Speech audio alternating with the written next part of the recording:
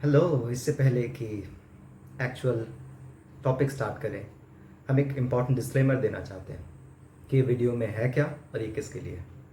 इस वीडियो में आपको पढ़ने की चीज़ नहीं मिलेगी, ये बात क्लियर कह देते हैं। इसका मतलब है कि हम कोई टॉपिक शुरू से लेकर लास्ट तक अच्छे से एक्सप्लेन करेंगे, इसको आप एक्सपेक्ट ना करें। हम पढ़ाना नहीं चाहते हैं, उसके लिए तो बहुत सारे वीडियोज़ है यूट्यूब पर और आपके पास बहुत सारे रिसोर्सेज होंगे पढ़ने के लिए। हम बताना चाह रहे हैं कि पढ़ने का तरीका क्या होना चाहिए, हमारी थिंकिंग क्या होनी चाहिए हम जब किसी चीज़ को समझने की कोशिश करते हैं। तो ये वीडियो एक नॉर्मल एजुकेशनल वीडियो नहीं होगा जहाँ पर आप चीज़ों को देखेंगे, आप सोचेंगे, नोट्स लेने की कोशिश करेंगे, याद करने की कोशिश करेंगे। इन सब से फ़ायदा नहीं होने वाला है। आप समझने की कोशिश कीजिए, आराम से बैठकर इसको एक एंटरटेनमेंट की तरह देखिए। अगर आपको मेरा तरीका अच्छा लगता है, मेरे सोचने का जो अप्रोच है वो आपको सही लगता है, तो फिर आप चाहें तो उसको अपना सकते हैं, नहीं तो कोई बात नहीं, हर किसी का अपना अपना तरीका होता है।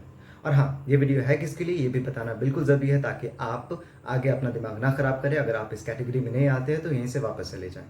अगर आपने 11th में रेस्पिरेशन इन प्लांट्स चैप्टर पढ़ा हुआ है, ठीक है, यानी कि हम सेलुलर रेस्पिरेशन ग्लाइकोलिसिस के बाद की स्टेप के बारे में बात कर रहे हैं, वहाँ वहाँ वो टॉपिक रहने वाला है अभी। और अगर आपने 11th में बायोमोलिक्यूल्स में एंजाइम्स वाला चैप्टर या टॉपिक पढ़ा हुआ है, एंजाइम का क्या रेगुलेशन होता है, एंजाइम्स किस तरह काम करते हैं, तो फिर आपके लिए ये वीडियो रेलेवेंट है, अगर आप ये कर चुके हैं तो। और ऑफ कोर्स जो भी उसके आगे पढ़ चुके हैं उनके लिए तो और अच्छा है, उनको और अच्छे से समझ में आएगा।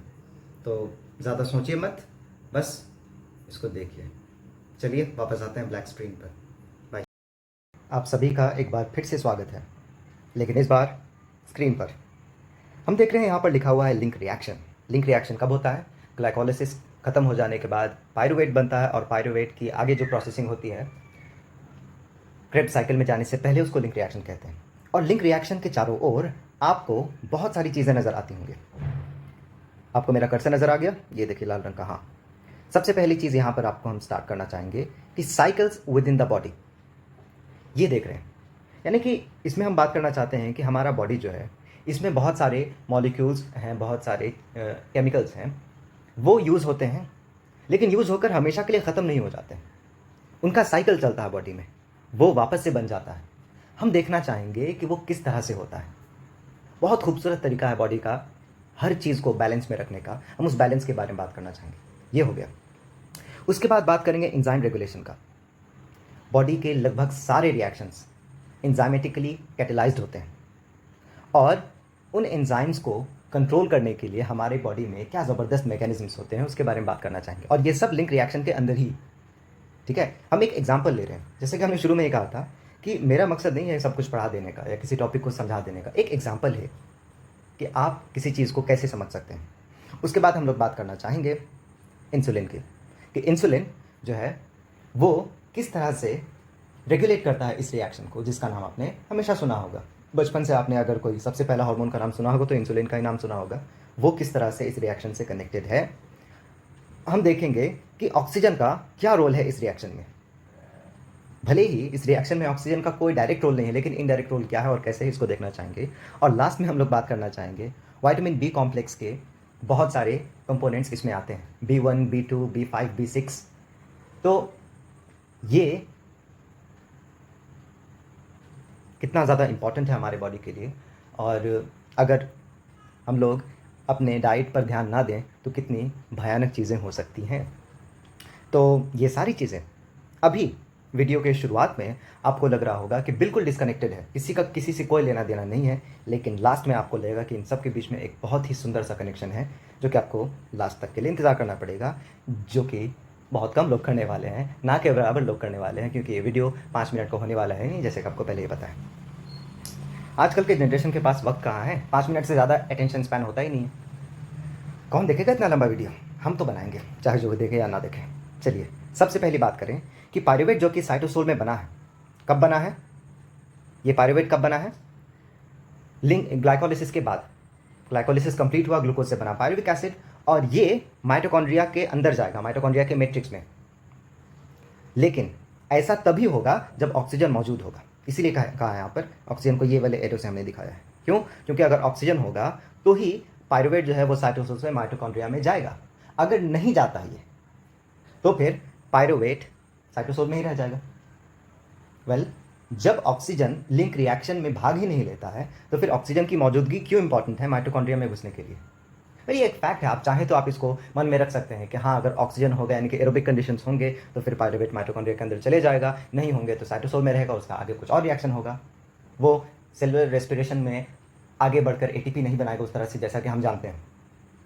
लेकिन आपको यहाँ पर सोचना चाहिए कि ऐसा क्यों। अब एक बात समझिए कि पायरुवेट जब माइटोकॉन्ड्रिया में जाएगा तो फिर क्या होगा कि इसकी प्रोसेसिंग होगी और इससे कोई और कंपाउंड बनेगा और फाइनली उसे एटीपी बनेगा। लेकिन वो होने के लिए ऑक्सीजन की ज़रूरत है, वो होने के लिए इलेक्ट्रॉन ट्रांसपोर्ट चेन जो कि लास्ट प्रोसेस है, वहाँ पर ऑक्सीजन की ज़रूरत है। ऑक्सीजन फाइनल प्रोटॉन और इलेक्ट्रॉन एक्सेप्टर होता है जिससे कि वाटर बनता है। अगर पायरुवेट अंदर जाता है और ऑक्सीजन नहीं रहता है वहाँ पर किसी वजह से, अगर हम लोगों की बॉडी के ऑक्सीजन डिमांड बहुत ज़्यादा है, हम लोग उतना, हमारा बॉडी, हमारा जो ब्लड है वो उतना ऑक्सीजन नहीं पहुँचा पा रहा है, तो एनारोबिक कंडीशन डेवलप हो जाते हैं। और ऐसे कंडीशन में क्या होता है, पायरुविक एसिड लैक्टिक एसिड बन जाता है, जैसे कि यहाँ पर देख रहे हैं पायरुविक एसिड लैक्टिक एसिड बन जाता है। लेकिन लैक्टिक एसिड बनाने के लिए यहाँ पर एक ई से देख रहे हैं, ई से एक एंजाइम है लैक्टेट डिहाइड्रोजनेज। ये एंजाइम सिर्फ साइटोसोल में ही मौजूद होता है, इसीलिए बॉडी यहीं पर डिसाइड कर लेता है कि पायरुवेट को अंदर भेजना है या फिर नहीं। अगर पायरुवेट अंदर जाता है और ऑक्सीजन नहीं रहता है तो फिर उसका कोई काम नहीं है अंदर। और अगर पायरुवेट बाहर जाता है, बाहर ही रहता है और ऑक्सीजन नहीं है, तो पायरुवेट को आगे मेटाबोलाइज करने के लिए जो एंजाइम है लैक्टेट डिहाइड्रोजनेज, इस ई का मतलब लैक्टेट डिहाइड्रोजनेज है, ये एंजाइम साइटोसोल में है, माइटोकॉन्ड्रिया के मैट्रिक्स में नहीं है। तो बॉडी क्यों एनर्जी वेस्ट करेगा, पहले कि पायरुवेट को अंदर डालेगा, उसके बाद देखेगा कि ऑक्सीजन नहीं है, उसका एक काम करेगा कि पायरुवेट को बाहर निकाल देगा। देखिए, ये सब कुछ बहुत ही ज़्यादा एफिशिएंट होता है हमारा बॉडी की जो एफिशिएंसी है, उस तरह का हमने आज तक कोई इंजन नहीं बना सका कि इतना एनर्जी बचा सके कोई भी इंजन। तो फिर हम लोग एनर्जी किसी तरह वेस्ट नहीं करेंगे, इसीलिए ये पायरुवेट तभी अंदर जाएगा जब ऑक्सीजन मौजूद होगा। देखिए, इसी बात को समझाने में 5 मिनट लग गए। चलिए आगे चलते हैं। तो लिंक रिएक्शन जिसको हम लोग कहते हैं, उसके जनरल ओवरऑल रिएक्शन क्या होता है तो आप देख लीजिए। जैसा कि आप जानते हैं, ये सब कुछ आप जानते हैं, ये हम पहले से माने हुए हैं। अगर आप ये नहीं पढ़े हैं कभी भी तो फिर ये नहीं है आपके लिए। पायरुवेट जो कि बना है, अंदर आ चुका है माइटोकॉन्ड्रिया के। NAD+, देखिए NAD जो है ये निकोटिनिक एसिड विटामिन B6 का डेरिवेटिव है। हमने बोला ना कि विटामिन B कॉम्प्लेक्स की बहुत सारे कंपोनेंट्स आएंगे यहाँ पर, और कोएंजाइम A से कंबाइन करता है। तो ये तीनों क्या है, रिएक्टेंट है। और ये coenzyme A pantothenic acid vitamin B5 का डेरिवेटिव है। ये रिएक्ट करके बनाते हैं एसिटाइल कोएंजाइम A, जो कि आगे जाकर क्रेब्स साइकिल में भाग लेगा। NAD रिड्यूस होकर NADH बनाता है, और ये पायरुवेट 3 कार्बन का कंपाउंड है, 3 कार्बन कंपाउंड है, और ये एसिटाइल कोएंजाइम A 2 कार्बन का कंपाउंड है। तो एक कार्बन कहाँ गया, ये रहा CO2 के तौर पर। ये रिएक्शन जो इस तरह से जा रहा है, आपने देखा होगा कि सिर्फ इस डायरेक्शन में हमने दिखाया है, इस डायरेक्शन में नहीं दिखाया। क्यों? क्योंकि ये इसी डायरेक्शन में जा सकता है, ये यूनिडायरेक्शनल है, ये रिवर्सिबल रिएक्शन नहीं है। और इस बहुत ही इंपॉर्टेंट रिएक्शन को कैटेलाइज करने के लिए एंजाइम का एक कॉम्प्लेक्स है जिसको बोलते हैं PDH complex, pyruvate dehydrogenase complex. इसके अंदर 3 एंजाइम्स आते हैं, ठीक है, और ये हेविली रेगुलेटेड है। एंजाइम रेगुलेशन के बारे में एक बात अभी बता दें, जो भी इरिवर्सिबल रिएक्शंस होते हैं उस एंजाइम को रेगुलेट करने के लिए बहुत सारे फैक्टर्स काम कर रहे होते हैं बॉडी में। बहुत सारी चीज़ें उसको स्टिमुलेट कर रही होती है या फिर उसको इनहिबिट कर रही होती है, क्योंकि एक बहुत इंपॉर्टेंट स्टेप होता है कि उधर से आप इधर ही आ सकते हैं, इधर से वापस उधर नहीं जा सकते हैं। ग्लाइकोलिसिस में ऐसे 2 रिएक्शन है इंपॉर्टेंट, वहाँ पर भी हेविली रेगुलेशन होता है और यहाँ पर भी बहुत ही हेविली रेगुलेट होगा PDH complex, pyruvate dehydrogenase complex. चलिए, ये बात आप जानते हैं। अब आप सोच रहे होंगे कि ठीक है, 11th में ये सारी चीज़ें पढ़ लिए, अब हम बड़े हो गए हैं तो अब तो कुछ नया मिलना चाहिए ना। तो चलिए, अब आपको कुछ नया मिलेगा। वीडियो 8 मिनट से ज़्यादा हो चुका है, 8 मिनट का तो ये, और वो वाला पहले, यानी कि 10 मिनट से ऊपर हो चुके हैं, और अब जाकर आपको शायद कुछ नया मिले। तो ये रिएक्शन होता कैसे है, ये आप ध्यान रखिएगा कि पायरुवेट मान लिया acetyl coenzyme A reduce NAD और CO2 में कैसे कन्वर्ट होता है, ये आपको दिखाएंगे। और वो सारी चीज़ें जो कि हम वीडियो के स्टार्ट में बताए थे कि ये चीज़ हम लोग देखेंगे कि किस तरह से लिंक रिएक्शन से कनेक्टेड है, ये सब कुछ वो भी नज़र आएगा, लेकिन थोड़ी सी मेहनत के बाद। ये इतना भी आसान नहीं है। पायरुवेट से स्टार्ट करते हैं। पायरुवेट जो है, जो कि 3 कार्बन का कंपाउंड है, वो कंबाइन करता है थाइमीन पायरोफॉस्फेट। थाइमीन के बारे में आप जानते होंगे कि ये विटामिन B1 का डेरिवेटिव है। एक्चुअली थायमिन विटामिन B1 है, थायमिन पायरोफॉस्फेट उसका डेरिवेटिव है। तो देखिए विटामिन B5 आ गया, B6 आ गया, B1 भी आ गया, ये कंबाइन करता है इससे पहले रिएक्शन में, ठीक है। और उसके बाद क्या बनाता है, ये जो थायमिन पायरोफॉस्फेट है, ये पायरोवेट जो कि 3 कार्बन का कंपाउंड है, इसमें से एक कार्बन को वो रिलीज करके बाहर निकाल देता है और 2 कार्बन अपने पास रख लेता है। मुश्किल लग रहा है ना सोचने में? वेल, होना भी चाहिए, क्योंकि अगर हम केमिस्ट्री की बात कर रहे हैं तो बिना स्ट्रक्चर के कहाँ कुछ समझ में आता है। ये रहा हमारा पायरोवेट। यहाँ पर एक एंजाइम है पायरोवेट डिहाइड्रोजनेज, वो क्या करेगा, इस बॉन्ड को तोड़ देगा यहाँ से। ये देखिए, ये C और 2 ऑक्सीजन है, कार्बन डाइऑक्साइड बाहर निकल जाएंगे और यहाँ पर 2 कार्बन का जो एसिटाइल ग्रुप है ये थायमिन पायरोफॉस्फेट के साथ लग जाएगा। तो अब हम उसको दिखा देते हैं, TPP और उसके साथ एसिटाइल ग्रुप जिसको हम A से कह रहे हैं, ठीक है। थायमिन पायरोफॉस्फेट के साथ एसिटाइल ग्रुप यहाँ पर आ गया। अब क्या है, अगर ये रिएक्शन यहीं पर रुक जाए तो प्रॉब्लम क्या होगा बता देते हैं। प्रॉब्लम ये होगा कि एक और पायरुवेट आएगा पीछे से, ग्लाइकोलिसिस उधर कंटिन्यू है साइटोसोल में या साइटोप्लाज्म में, वो पायरुवेट को भेजेगा माइटोकॉन्ड्रिया के अंदर। अब माइटोकॉन्ड्रिया में जो पायरुवेट है वो TPP से बाइंड नहीं कर सकेगा, क्योंकि TPP तो एसिटाइल से बाइंडेड है। प्रॉब्लम ये हो जाएगी, हाँ एक चीज़ दिखाना छोड़ दिए, यहाँ पर CO2 रिलीज हो जाएगा। ओके, तो फिर इस TPP को, थायमिन पायरोफॉस्फेट को रिलीज करना पड़ेगा, इसको वापस से इस फॉर्म में लाना पड़ेगा। वो कैसे होगा? वेल, उसके लिए एक और मॉलिक्यूल हमारे काम में आता है जिसका नाम है लाइपोएट। लाइपोएट शुरू में ये एक डाइसल्फाइड लिंकेज से जुड़ा हुआ होता है, यहाँ पर सल्फर, यहाँ पर सल्फर और ये इससे जुड़ा हुआ है, इस फॉर्म में होता है। इसको हम बोलेंगे लाइपोएट का ऑक्सीडाइज्ड फॉर्म। यहाँ पर इस सल्फर में और इस सल्फर में हाइड्रोजन आ जाएंगे तो वो रिड्यूस्ड फॉर्म हो जाएगा। ये क्या करेगा, ये कहेगा कि हम इस एसिटाइल ग्रुप को ले लेते हैं, ये लाइपोएट जो है ये इस एसिटाइल ग्रुप को ले लेगा और ये जो थायमिन पायरोफॉस्फेट है ये वापस से अपने पुराने जगह पर चले जाएगा। वो कैसे होगा दिखाते हैं। ये गया लाइपोएट, एसिटाइल ग्रुप को निकाला और ये TPP वापस चले गया अपने पुराने फॉर्म में। अब ये TPP, थायमिन पायरोफॉस्फेट, अपना एसिटाइल ग्रुप जब लाइपोएट को दे देता है तो फिर ये वापस चले गया, TPP बन गया और ये इस रिएक्शन में वापस से भाग ले सकता है। तो हो गया ना साइकिल। भले ये साइकिल बहुत ही सिंपल है कि ये इधर से एसिटाइल लिया, एसिटाइल छोड़ दिया, वापस आ गया, लेकिन ये भी एक साइकिल है, भले ही इसमें 2 ही स्टेप है। हम बताना चाह रहे हैं कि बॉडी जो केमिकल्स का इस्तेमाल करता है उनको वापस से कैसे रीजनरेट करता है और एक बैलेंस क्रिएटेड रहता है बॉडी में, जिससे कि ये प्रोसेसेस स्मूथली चलते रहे, कोई भी चीज़ खत्म ना हो जाए। एक रिएक्शन के बड़े से कैस्केड में अगर आप बीच से कुछ भी हटा लेते हैं तो फिर वो प्रोसेस पूरी तरह से रुक जाता है। इसीलिए हर मॉलिक्यूल इंपॉर्टेंट है। लाइपोएट एसिटाइल को लेने के बाद क्या बन जाएगा, ये देखिए। लाइपोएट को हम बस L से दिखाते हैं और इसमें एक जो सल्फर है वो इस तरह से रिड्यूस हो जाएगा और दूसरे सल्फर में एसिटाइल ग्रुप आ गया। ये एसिटाइल ग्रुप कहाँ से आया? यहाँ से, TPP ने इसको दे दिया। अब क्या होगा कि अब थोड़ा सा हम लोगों को जुगाड़ लगाना पड़ेगा अगला स्टेप सोचने के लिए कि हमने इस प्रोसेस के एंड में एसिटाइल कोएंजाइम A बनाना है। हम एसिटाइल ग्रुप तो पहले स्टेप से देख लिए, कोएंजाइम A भी कहीं आना चाहिए ना, तो अब ऐड होगा कोएंजाइम A, ठीक है। कोएंजाइम A इसमें जब ऐड होता है, कोएंजाइम A इसमें जब ऐड होता है, ठीक है, तो फिर ये कुछ ऐसा रूप ले लेता है। कोएंजाइम A एसिटाइल के साथ मिलेगा तो क्या बनाएगा? एसिटाइल कोएंजाइम A, जो कि हमारा एक प्रोडक्ट है। तो अब क्या है कि ये एसिटाइल ग्रुप इससे हटने वाला है। अब ये कैसा दिखेगा? ये रहा लाइपोएट, ये S, यहाँ पर H हो जाएगा और यहाँ पर SH पहले से था। ये हो गया हमारा लाइपोएट का रिड्यूस्ड फॉर्म, क्योंकि अब दोनों सल्फर में हाइड्रोजन आ चुका है और हमारा एक प्रोडक्ट बना है जिसको हम दूसरे कलर से बता रहे हैं, एसिटाइल कोएंजाइम A। इसको हम डब्बे में घेर देते हैं, ये हमारा एक प्रोडक्ट है। बाकी ये सब कुछ खत्म हो जाएंगे, कैसे होंगे वो हम बताते हैं। तो ये हमारा जो रिड्यूस हुआ है, अगर ये यहीं पर रुक जाता है, आप सोच रहे होंगे कि अच्छा ठीक है, एसिटाइल कोएंजाइम में हमारा प्रोडक्ट बन गया, CO2 बन गया, NAD को भी रिड्यूस कर लेंगे, हम इसको छोड़ थोड़ी ना सकते हैं। इसको छोड़ेंगे तो फिर ये वाला जो काम है TPP से फिर वो एसिटाइल ग्रुप कौन लेगा? यानी कि फिर एक नया पायरुवेट आएगा, वो TPP से बाइंड करेगा और वो एसिटाइल ग्रुप ले लेगा। इसको खत्म करने के लिए लाइपोएट ऑक्सीडाइज्ड फॉर्म में होना चाहिए ना, यानी कि जो मॉलिक्यूल यूज हुआ है उसको वापस लौटाना पड़ेगा। नहीं होगा अगर ऐसा तो फिर रिएक्शन वहीं पर रुक जाएगा। इसीलिए हम लोगों को सोचना पड़ेगा कि क्या करें। तो अब यहाँ पर आपके सामने आएगा एक ऐसा मॉलिक्यूल जिसका नाम आपने ऑफकोर्स सुना होगा, फ्लेविन एडिनाइन। FAD dinucleotide. ये राइबोफ्लेविन विटामिन B2 का डेरिवेटिव है। बहुत सारे आ गए विटामिन बी वाले, B1 आया, B2 आया, B5 आया, B6 आया।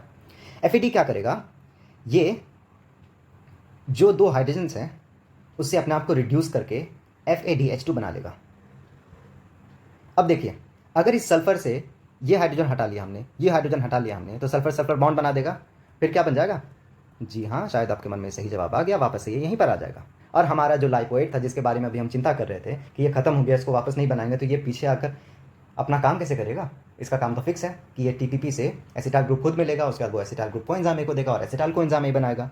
वो नहीं हो सकता ना अगर ये रिड्यूस रह जाता। तो FAD ने इसके दोनों हाइड्रोजन लेकर इसको फिर से ऑक्सीडाइज कर दिया और ये लाइपोएट ऑक्सीडाइज फॉर्म में वापस आ गया हमारा, यहाँ पर काम खत्म। देखिए ये साइकिल कंप्लीट हुआ।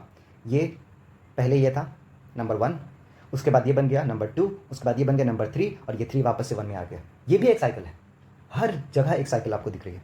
FAD जो है उसने हाइड्रोजन लेकर FADH2 बना दिया, रिड्यूस हो गया। लेकिन अब देखिए, क्या प्रोडक्ट में FAD है? नहीं है। प्रोडक्ट में क्या है? NAD है। तो अब क्या होगा? NAD+, ये इससे हाइड्रोजन वापस लेगा और बना देगा NADH, जिसको हम घेर देते हैं। ये हमारा एक प्रोडक्ट है। और ये जो FAD है, अभी अभी इसने हाइड्रोजन लिया था, वापस दे दिया और ये वापस चले गया ऑक्सीडाइज्ड फॉर्म में। ये भी एक साइकिल है, ये अपने आप में एक साइकिल है। FAD FADH2 बना, FADH2 वापस से चले गया। हम लोग जब भी साइकिल के बारे में सोचते हैं तो हम लोगों के मन में बहुत सारे स्टेप्स आते हैं और बहुत सारी चीज़ें आती हैं, जैसे कि क्रेब साइकिल बहुत लंबा सा है, उसमें बहुत सारे इंटरमीडिएट्स वगैरह हैं। लेकिन हमें ये समझना पड़ेगा कि साइकिल बस 2 चीज़ों का भी हो सकता है, ये वो बना, वो फिर ये बन गया। और ये हम बार बार देख रहे हैं इस पूरे रिएक्शन में। तो NADH हमने बना लिया, एसिटाइल कोएंजाइम हमने बना लिया और CO2 हमने बना लिया। इसको भी घेर देते हैं, इसको क्यों छोड़ेंगे। ओके, कार्बन डाइऑक्साइड बन गया। तो हमने सारे प्रोडक्ट्स बना दिए जो कि लिंक रिएक्शन में बनने थे। और उसके बाद जो भी चीज़ें हमने देखी उसके अलावा वो सब के सब खत्म हो गए, वो सब के सब वापस लौट गए जहाँ से वो शुरू हुए थे। वेल, अब आपके मन में सवाल उठ रहा होगा कि इस तरह का फिर यहाँ पर क्यों नहीं लिखा हुआ है? आखिर हम लोग ये सारे डिटेल्स यहाँ पर क्यों नहीं मेंशन किए हैं? चलिए इसका जवाब देते हैं। ये देखिए आपके सामने क्या है, क्या कुछ जाना पहचाना लग रहा है? जी हाँ, ये बस सेम चीज़ है, थोड़ी तमीज़ से लिखी हुई है कि पायरुवेट सबसे पहले क्या करता है, TPP से कंबाइन करता है और TPP एसिटाइल ग्रुप को ले लेता है, कार्बन डाइऑक्साइड रिलीज कर देता है, वही सारी चीज़ें। लेकिन आपने अगर 12th के केमिस्ट्री में केमिकल किनेटिक्स वाली चैप्टर पढ़ी है तो फिर आपको पता होगा कि किसी भी रिएक्शन में जो कि बहुत सारे मल्टीपल स्टेप्स में होता है, जो इंटरमीडिएट्स होते हैं वो ख़त्म हो जाते हैं, इंटरमीडिएट फाइनल रिएक्शन में नहीं आते हैं। तो फाइनल रिएक्शन में हम लोगों को क्या आना है, वो हमारे रिएक्टेंट प्रोडक्ट है। जो इंटरमीडिएट है वो अपने आप में ख़त्म हो जाएंगे। जो LHS और RHS में आता है उसको हम लोग काट सकते हैं, जैसे कि हम लोग नंबर्स को काट पाते हैं। जैसे कि इक्वल टू के इस साइड में अगर कोई एक नंबर है 2 और इक्वल टू के इस साइड में कोई एक नंबर है 2, तो ये इस तरफ आएगा तो माइनस हो जाएगा, तो उसको हम लोग इसी तरह से काट देते हैं, है ना। तो फिर उसी तरह से रिएक्शन में भी अगर कोई चीज़ ऑपोजिट साइड में आता है तो उसको हम लोग खत्म कर सकते हैं। चलिए हम लोग शुरुआत करते हैं पायरुवेट से। पायरुवेट एक तरफ आ गया। अगर पायरुवेट हम लोगों को, ये लेफ्ट साइड है ना, अगर पायरुवेट राइट साइड में मिला तो वो कट जाएगा, खत्म हो जाएगा। तो हम लोग इसको देखेंगे। TPP देख लीजिए, ये TPP आया एक साइड में और दूसरी जगह TPP कहाँ, यहाँ पर है ना, ऑपोजिट साइड में है। चलिए खत्म, कट गया। अब देखिए TPP के साथ एसिटाइल ग्रुप ये राइट साइड में है, ओके। TPP के साथ एसिटाइल ग्रुप लेफ्ट साइड में है, कट गया, ओके। CO2 इस तरफ है, क्या CO2 कहीं और है? नहीं है, यानी कि ये बचा रह जाएगा। इसको हम दूसरे कलर से घेर देते हैं, ब्राउन अच्छा रहेगा, ओके। चलिए ये हो गया। अब आगे देखते हैं लाइपोएट का ऑक्सीडाइज्ड फॉर्म। लाइपोएट का ऑक्सीडाइज्ड फॉर्म यहाँ पर है, कहाँ पर? लेफ्ट साइड में। और लाइपोएट का ऑक्सीडाइज्ड फॉर्म यहाँ पर है, राइट साइड में। ख़त्म, कट गया। अब देखिए और क्या है। लाइपोएट एक साइड में एक आधा रिड्यूस्ड आधा एसिटाइल ग्रुप वाला एक तरफ है और ये ऑपोजिट साइड में है, ये दोनों भी कट गए। कोएंजाइम ए इस तरफ है एक तरफ, तो कोएंजाइम ए हमारा इस तरफ है, दूसरी तरफ नहीं है, यानी कि ये बचा रह जाएगा। बचा रह जाएगा तो दूसरे कलर से इसको घेर देते हैं, ये बचा रह गया। हमारे पास ये है लाइपोएट रिड्यूस्ड फॉर्म में, है ना, और ये है लाइपोएट रिड्यूस्ड फॉर्म में, ऑपोजिट साइड में काट सकते हैं। FAD यहाँ पर है और ये है हमारा लेफ्ट साइड में, है ना, और यहाँ पर फिर से FAD आ गया, काट देते हैं, ये गया। अब क्या बचा? FADH2 ऑपोजिट साइड में, ये भी गया। बचा क्या फिर? ये बचा NAD, ये बचा NADH। तो चलिए ब्राउन कलर से किसको किसको घेरा हमने, पायरुवेट को भी घेर देते हैं। पायरुवेट बस एक साइड में था, कटा नहीं। CO2 coenzyme A, NAD NADH। इसीलिए तो यही वजह है कि हम लोग जब लिंक रिएक्शन को एक बार में लिखना होता है तो हम लोग कुछ इस तरह से लिखते हैं, pyruvate plus coenzyme A plus NAD और यहाँ पर एंजाइम PDH कॉम्प्लेक्स, और फाइनल प्रोडक्ट बनाते हैं हम लोग एसिटाइल कोएंजाइम A और CO2 और NADH। जी हाँ, ये वजह है कि हम लोग इसको इतना सिंपली लिखते हैं, लेकिन अंदर की कहानी कितनी कॉम्प्लिकेटेड है ये आप देख सकते हैं। चलिए आप फाइनली प्रोसेस को समझने के बाद एंजाइम के रेगुलेशन पर बात करते हैं। ये फाइनल सेक्शन होने जा रहा है, लेकिन कुछ भी करने से पहले हम आपको कहेंगे इसको प्रोनाउंस कीजिए। आपने इसका नाम अक्सर सुना होगा रिएक्शंस में, इसको प्रोनाउंस कीजिए। सबसे पहले हमने जिस टीचर से इसका नाम सुना था उन्होंने बहुत घिना के इसका नाम लिया था, ली चटेलियर प्रिंसिपल। अच्छा नहीं लगा सुनकर। फिर किसी फॉरेनर से सुना कि उन्होंने उनको कहा ली शैटलियर्स प्रिंसिपल, तो हमने कहा कि हाँ ये ज़्यादा सुंदर लगता है, ज़्यादा स्टाइलिश लगता है। लेकिन एक और अमेरिकन से सुना बहुत ही ज़्यादा फैंसी नाम, ली शैटलियर्स प्रिंसिपल, तो लगा कि कुछ ज़्यादा ही हो गया, इतना भी स्टाइल नहीं मारना चाहिए। खैर, नाम के प्रोनाउंसिएशन पर कोई बहस नहीं होनी चाहिए, अलग अलग हो सकते हैं, बहस का मुद्दा नहीं है। वैसे थक चुके थे इसलिए थोड़ा ब्रेक ले रहे थे। चलिए, ये कहता है कि रिएक्शन से जब प्रोडक्ट की तरफ हम लोग जाते हैं, हम अगर इस डायरेक्शन को कंसिडर करें, रिएक्शन से प्रोडक्ट के जाने की तरफ को, तो अगर हम लोग रिएक्टेंट को बढ़ाते हैं तो रिएक्शन क्या करेगा, कुछ ऐसा करेगा कि ये रिएक्टेंट घटे, यानी कि रिएक्शन फॉरवर्ड जाएगा आगे की तरफ। और अगर हम लोग प्रोडक्ट को बढ़ाते हैं तो फिर रिएक्शन जाएगा पीछे की तरफ। हम लोग अगर रिएक्टेंट को बढ़ाएंगे रिएक्शन आगे जाएगा, प्रोडक्ट को बढ़ाएंगे तो रिएक्शन पीछे जाएगा। अब जो एंजाइम इसको स्टिमुलेट कर रहा है रिएक्शन से प्रोडक्ट की तरफ जाने के लिए, ये भी वैसा ही हो जाएगा कि अगर हम इसको स्टिमुलेट करते हैं तो रिएक्शन जो है वो आगे बढ़ेगा। ये बात आप अच्छे से जानते हैं। तो हम लोग कौन सा एंजाइम के बारे में देखें, मेन एंजाइम है कॉम्प्लेक्स, 3 एंजाइम्स का, PDH complex, pyruvate dehydrogenase complex. ये एंजाइम जो है ये लिंक रिएक्शन को आगे बढ़ाता है, पायरुवेट को कन्वर्ट कर देता है एसिटाइल कोएंजाइम A में, जो कि आगे जाकर क्रेब्स साइकिल में, क्रेब्स साइकिल से NAD रिड्यूस होंगे, FAD रिड्यूस होंगे और उसके बाद फाइनली ATP का फॉर्मेशन होगा। ठीक है, हम लोग ये बात अच्छे से जानते हैं। अब क्या है कि इसका रेगुलेशन कैसे होता है, क्योंकि ये एक रिवर्सिबल रिएक्शन है, पायरुवेट का एसिटाइल कोएंजाइम में बनना, तो फिर ये हेविली रेगुलेटेड होगा, हमने पहले ही बताया। एक एंजाइम होता है PDH kinase, pyruvate dehydrogenase kinase. ये क्या करता है, इस कॉम्प्लेक्स पर फॉस्फेट ग्रुप ऐड कर देता है, फॉस्फेट ग्रुप इसमें लगा देता है, और फॉस्फेट ग्रुप लगते ही ये जो है डीएक्टिवेट हो जाता है, जो कि हमने यहाँ पर माइनस साइन से दिखाया है। ये डीएक्टिवेट हो गया, ये जो PDH काइनेज है ये डीएक्टिवेट हो गया। ये PDH कॉम्प्लेक्स जो हमारा मेन एंजाइम है जो कि इस रिएक्शन को आगे बढ़ा रहा है, अगर ये माइनस हो गया, यानी कि ये अगर इनहिबिट हो गया, तो हमारा लिंक रिएक्शन जो है वो आगे नहीं बढ़ेगा। लिंक रिएक्शन आगे नहीं बढ़ेगा तो हमारा जो प्रोसेस है यहीं पर रुक जाएगा। वेल, कौन ऐसा करना चाहेगा, कौन चाहेगा कि रिएक्शन आगे ना बढ़े? प्रोडक्ट।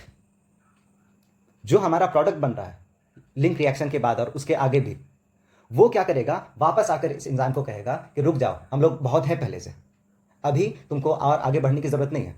देखिए, बॉडी डिमांड के हिसाब से काम करता है, जिस चीज़ की ज़रूरत होती है उस चीज़ को बनाता है। अगर हमारी बॉडी में ATP की ज़रूरत है तो फिर ये ग्लाइकोलिसिस और ये link reaction, Krebs cycle, ETC ये सब चलते रहेगा और ATP बनाते रहेगा। लेकिन मान के चलिए बहुत ATP बन गया है, तो फिर यही ATP क्या कहेगा इस पूरे रिएक्शन को पीछे जाकर कि तुम रुक जाओ, अब इन एंजाइम्स को कहेगा कि तुम रुक जाओ, हम लोग बहुत बन चुके हैं, अब ज़रूरत नहीं है, अब एनर्जी कहीं और खर्च करते हैं किसी और रिएक्शन में। एक सेल के अंदर हज़ारों रिएक्शन होते रहते हैं और बॉडी हर किसी को कंट्रोल करता है कि किसको कितना ज़्यादा करे, किसको कहाँ पर रोक दे। तो जो प्रोडक्ट होगा वो चाहेगा कि ये एंजाइम इनहिबिट हो जाए, क्योंकि हम लोग पहले ही बहुत बन चुके हैं। प्रोडक्ट में क्या क्या हमने देखा, ATP बनेगा, फाइनली NAD रिड्यूस हो रहा है, देखिए लिंक रिएक्शन के प्रोडक्ट में था, एसिटाइल कोएंजाइम में लिंक रिएक्शन के प्रोडक्ट में था। देखिए ये कितना सेंसिबल बात है, क्या याद करने की जरूरत है। ये क्या करेगा, इसको कहेगा कि तुम स्टिमुलेट हो जाओ, ये इसको एक्टिवेट कर देगा, ये फिर इसको डीएक्टिवेट करेगा इसमें फॉस्फेट ग्रुप ऐड करके, और ये पूरा प्रोसेस रुक जाएगा। वेल, पता नहीं आप लोग खूबसूरती किस तरह से डिफाइन करते हैं, मेरे लिए बहुत सुंदर चीज़ है कि बॉडी कितना ज़बरदस्त तरीके से इन सब चीज़ों को हैंडल करता है। इतना केओस और इतना ज़्यादा सब कुछ बिखरा हुआ नज़र आता है आपको एक सेल के अंदर, एक सिस्टम के अंदर, और फिर भी सब कुछ इतना ज़्यादा ऑर्डरली रहता है। और दूसरी तरफ अब अगर कोई चीज़ इसको रोकने वाला है तो कोई चीज़ को बढ़ाने वाला भी होना चाहिए ना, क्योंकि बैलेंस चाहिए हर चीज़ में। तो हमारे पास दूसरा एंजाइम है phosphate dehydrogenase phosphatase, PO4 phosphate समझ लीजिए, स्पेस कम था, फॉस्फेटेज। देखिए एंजाइम को एंजाइम रेगुलेट कर रहा है, बहुत ज़बरदस्त चीज़ है ना। ये क्या करेगा, जो फॉस्फेट इसने इसमें डाला था, PDH काइनेज ने इसमें जो डाला था, उस फॉस्फेट को ये बाहर निकाल देगा। फॉस्फेटेज है यानी कि फॉस्फेट को बाहर निकालेगा। और क्या होगा, ये जो एंजाइम है पीडीएच कॉम्प्लेक्स, ये स्टिमुलेट हो जाएगा इस फॉस्फेट के बाहर निकलने की वजह से, और जो लिंक रिएक्शन है वो आगे बढ़ेगा। ऐसा कौन करना चाहेगा? वेल, आपके मन में आ रहा होगा कि ऐसा रिएक्टेंट्स करना चाहेंगे। अगर यहाँ पर प्रोडक्ट इसको रोक दिया है तो रिएक्टेंट करना चाहेंगे, लेकिन यहाँ पर हम लोगों को रिएक्टेंट की जगह मिलता है एक इंपॉर्टेंट हार्मोन, इंसुलिन। इंसुलिन चाहता है कि ये रिएक्शन आगे बढ़े। अब सवाल आता है क्यों? तो अब बेसिक डेफिनेशन पर आइए, जो कि एक 7 क्लास का बच्चा बता देता है कि इंसुलिन जो है वो ब्लड शुगर को घटाता है। डायबिटीज़ वाले पेशेंट्स इंसुलिन का इंजेक्शन लेते हैं। इंसुलिन ब्लड शुगर को, ब्लड ग्लूकोज को घटाता है, लेकिन कैसे? क्या हमने ये सोचा कभी?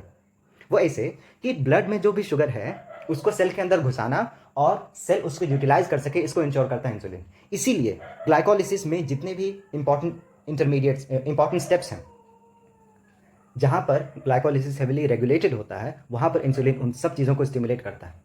चाहे उस एंजाइम का प्रोडक्शन बढ़ा देता है, फिर उस प्रोसेस को ज़्यादा तेज कर देता है। क्योंकि अगर ग्लाइकोलिसिस हुआ तो क्या होगा? ग्लूकोज जो है वो कन्वर्ट हो जाएगा किसमें? पायरुवेट में। तो इंसुलिन क्या करेगा? इस प्रोसेस को स्टिमुलेट कर देगा। प्लस से दिखाया हमने, यानी कि ग्लाइकोलिसिस हो ये चाहता है। इससे क्या होगा? ग्लूकोज का लेवल घट जाएगा, और यही तो चाहता है इंसुलिन।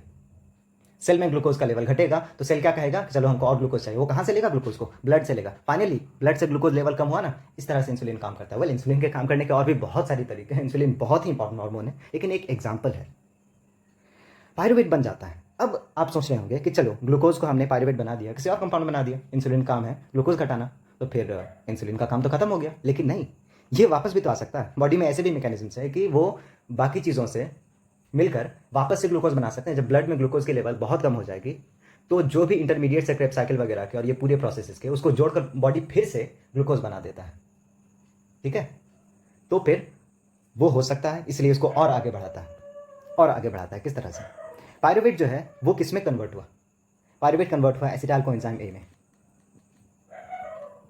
ये प्रोसेस क्या है? यही तो लिंक रिएक्शन है। और इंसुलिन क्या करता है? इसको स्टिमुलेट करता है। कैसे? डायरेक्टली नहीं। इंसुलिन स्टिमुलेट करता है पीडीएच फॉस्फेटेज को। पीडीएच फॉस्फेटेज क्या करता है? पीडीएच कॉम्प्लेक्स से फॉस्फेट ग्रुप हटाता है, जिसकी वजह से ये जो है वो स्टिमुलेट हो जाता है, और उसके बाद लिंक रिएक्शन आगे बढ़ता है, और फाइनल रिजल्ट ये होता है कि ग्लूकोज का लेवल कम हो जाता है बॉडी से। तो सोचिए इंसुलिन कितना ज़बरदस्त काम कर रहा है यहाँ पर। तो इसके साथ हमारा डिस्कशन कंप्लीट होता है। और आप देखिए, आपको ये सारी चीज़ें समझ में आ रही है? हमने क्या क्या बात किया अभी एंजाइम रेगुलेशन की बात किया, आपको समझ में आ गया। इंसुलिन की बात किया, अभी cycles with in the body, cycles की बात किया कि बॉडी में किस तरह से जो भी चीज़ है वो एक बार यूज़ होकर ख़त्म नहीं हो जाती, बॉडी उसको वापस बना लेता है, और उसके लिए बहुत सारे तरीके होते हैं बॉडी के पास। उसको भी हमने देखा कि हर चीज़, जैसे कि एफ हो गया, NADH हो गया, ये सब कुछ खत्म हो रहे थे फिर वापस से बन जा रहे थे। हमने ये देखा कि ऑक्सीजन अगर हो तभी ये प्रोसेस आगे बढ़ सकता है, क्योंकि आगे ऑक्सीजन की ज़रूरत पड़ेगी। बॉडी पहले ही डिसाइड कर लेता है इस चीज़ को। विटामिन बी कॉम्प्लेक्स की अगर बात करें तो B1, B2, B5, B6 जैसे हम लोगों को वाइटामिन मिले यहाँ पर, जो कि इस इंपॉर्टेंट स्टेप को आगे बढ़ा रहे हैं। अगर ये नहीं होगा तो ATP नहीं बनेगा तो एनर्जी नहीं मिलेगी। आप समझ सकते हैं कि वाइटामिन की कितनी ज़्यादा इंपॉर्टेंस होती है। और खास करके विटामिन बी की बात अगर करें तो आप जानते होंगे कि ये एक वाटर सॉल्युबल विटामिन है, यानी कि लिवर इसको स्टोर करके नहीं रखेगा, फैट सॉल्युबल है नहीं, तो फिर क्या होगा? यूरिन के साथ बाहर निकल जाएगा। और हम लोगों को रेगुलर सप्लाई चाहिए होती है विटामिन बी और विटामिन सी की, तो फिर क्या होगा? हम लोगों को अपने डाइट पर बहुत ज़्यादा ध्यान देना चाहिए। अगर हम लोग नहीं देंगे तो फिर विटामिन बी की कमी से जानलेवा बीमारियां तक होती हैं, और हम लोग ध्यान नहीं देते अपने डाइट पर, और कई बार डेफिशिएंसी डिजीज़ के शिकार बन जाते हैं। खास करके आजकल के दुनिया में, जहाँ पर जो सुंदर दिखता है उसी को लोग ले लेते हैं। जैसे कि पॉलिश राइस हो गया, जो चमकता हुआ चावल होता है, महंगा बिकता है उल्टा, और नुकसानदेह होता है। उसमें विटामिन B1 नहीं होता है, पॉलिश करके उसको निकाल दिया जाता है, और इंपॉर्टेंट मिनरल्स भी चले जाते हैं उससे। तो हम लोगों को ये सब ध्यान देना पड़ेगा कि हम लोग सुंदर दिखता हुआ खाना खाना चाहेंगे या फिर हेल्दी खाना खाना चाहेंगे। और उसके अलावा ये तो थोड़ा मुश्किल काम हो गया। एक काम तो बहुत आसानी से कर सकते हैं। अगर आपको अनपॉलिश्ड राइस ना मिले तो आप दूध पी सकते हैं, आप नॉनवेज वगैरह की क्वांटिटी बढ़ा सकते हैं, लेकिन ध्यान दें कि आप किस तरह का मीट खा रहे हैं। हर चीज़ में आप अगर गूगल करते हैं कि विटामिन बी कॉम्प्लेक्स कहाँ कहाँ मिलेगा, तो हर चीज़ में मिलेगा, लेकिन आप हर चीज़ उस तरह से उस क्वांटिटी में नहीं खा सकेंगे। तो आपको ये देखना पड़ेगा कि कम से कम जगह, कम से कम मास में हम लोगों को ज़्यादा से ज़्यादा विटामिन कहाँ पर मिल रहे हैं। यहाँ पर इंपॉर्टेंस है विटामिन बी की, इसीलिए बता रहे हैं क्योंकि बातों में निकल गया। लेकिन बाकी भी जितनी भी चीज़ें हैं हम लोगों को ध्यान देना पड़ेगा। और अगर हम लोग दूध के साथ अगर कोई सप्लीमेंट लेना चाहें तो वो बहुत अच्छा होगा। खास करके प्रोटीन वगैरह के साथ अगर हम लोगों को मिनरल्स मिल जाते हैं तो जो ज़रूरत है बॉडी की वो पूरी हो जाएगी। इतना ज्ञान देने के बाद अगर कोई भी बचा है यहाँ पर तो वो ज़रूर वीडियो के शुरू में जाएगा और एक बार मेरी शक्ल देखने की कोशिश करेगा कि इतना ज्ञान जो दे रहा है हेल्थ को लेकर, उसकी हेल्थ कितनी अच्छी है। तो लास्ट में हम यही कहना चाहेंगे कि हम जो कह रहे हैं उसको सुनिए और उसको मानिए, हम जो कर रहे हैं उसको मत देखिए। Ta ta bye bye.